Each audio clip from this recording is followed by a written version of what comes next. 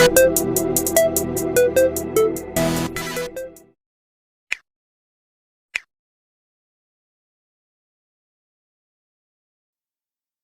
we get into the video, do not forget to like, comment and subscribe.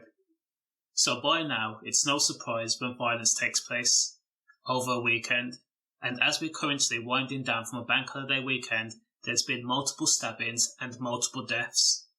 That means right now, as I sit here and say this to you, a lot of families are grieving over their losses, and a lot of people are currently in hospital recovering from stab wounds.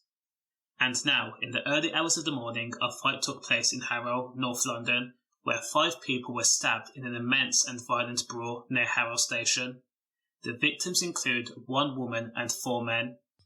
All 5 stab victims are said to range in the age from late teens or 20s.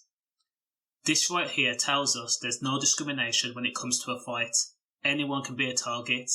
Anyone can be a stab victim, whether that be mother, father, man, woman or child, son or daughter. Now, I do not condone any form of violence, but I particularly take displeasure when women fight.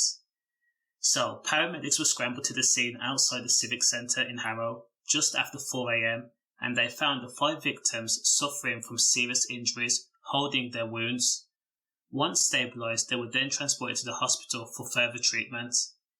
Police have gone on record to say that 2 of the male victims are in serious but stable condition, and so far no arrests have been made, which does not surprise me.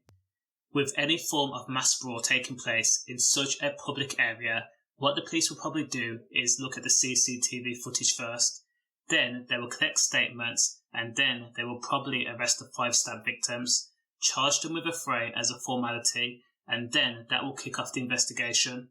A fray is just a way of forcing people to comply because they do not know who the perpetrators or the victims are. It's used when in essence police cannot establish whom was at fault or what the hell happened. In total, 5 ambulance crews, a medic in a car, 2 advanced paramedics, 2 incident response officers and the London Air Ambulance were dispatched to the scene. This just shows you what type of incident had taken place and how out of hand it was. Situations like these just shows us that some people cannot handle freedom after being cooped up inside for the last 2 years.